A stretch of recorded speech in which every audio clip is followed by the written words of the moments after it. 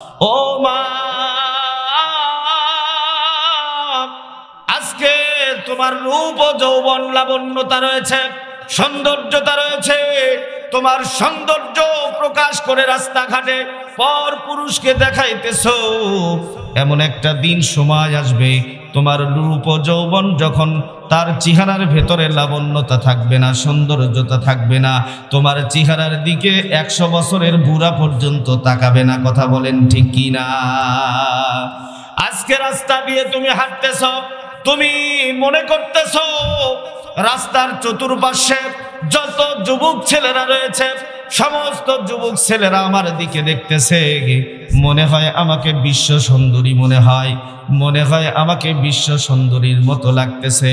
বলে না না, তোমাকে ভালো নজরে দেখতেছে না। ওই মশা মাছি যেমন ফলের উপরে পড়ে তাকে খেয়ে নষ্ট করে, ঠিক তদ্রূপ তোমাকে নষ্ট করার জন্য, তোমাকে খাওয়ার জন্য ওই নোংরা যুবকরা তোমার দিকে চক্ষু তুলে তাকায়, হায়নার মতো চক্ষু তুলে তাকায়।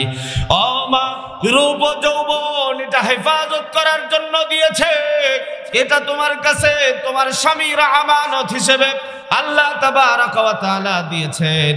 এটা শুধুমাত্র তোমার স্বামীর জন্য। সেই রূপ ও যৌবনটা তুমি যেন হরেক মালের মতো, সরকারি মালের মতো গোটা দুনিয়ার মানুষরে তুমি দেখায় দিতেছো। অথচ আল্লাহ তাবারক ওয়া তাআলা কালামে পাকের ভেতরে বলেছেন, হুন্না লিবাসুল লাকুম ওয়া আনতুম লিবাসুল লাহুন। নারী পুরুষের লিবাস স্বরূপ, আবার পুরুষ হচ্ছে নারীর লিবাস স্বরূপ। স্বামী স্ত্রী হবে একে অপরের লিবাস স্বরূপ, একে অপরের পোশাক স্বরূপ। কিন্তু তোমার সব কিছু সাধারণ মানুষের ভেতরে বিলায় দিতেছো। কাল কিয়ামতের দিনে হাসরের ময়দানে তোমাকে জবাব দিতে হবে। আল্লাহ তাবারক ওয়া তাআলা বলেন, ওয়াকারনা ফি বুয়ুতিকুন্না ওয়ালা তাবাররাজনা তাবাররুজাল জাহিলিয়াতিল উলা। আল্লাহু আকবার বলেন, আরো জোরে বলেন আল্লাহু আকবার। আল্লাহ তাবারক ওয়া তাআলা কালামে পাকের ভেতরে বলেন, তোমরা জাহিলি যুগের নারীদের মতো অশ্লীলতা, বেহায়াপনা, আধানাঞ্জা পরিবেশে তোমরা চলাফেরা করিও না। ওই সেই জাহিলি যুগে নারীরা এমন ভাবে চলাফেরা করত, আধানাংটা উলঙ্গপনা হয়ে রাস্তাঘাটে চলাফেরা করত। নারীদের কোনো মূল্য ছিল না ওই দিন, নারীদের কোনো সম্মান ছিল না। কোন সুন্দর নারী রাস্তা দিয়ে বের হবে, তারা তাদের সতীত্ব নিয়ে বাড়িতে আবার ফিরে আসবে এমন নিশ্চয়তা এবং গ্যারান্টি ছিল না। কিন্তু আল্লাহ তাবারক ওয়া তাআলা তোমাদেরকে গ্যারান্টি দিয়েছেন, নিশ্চয়তা দিয়েছে।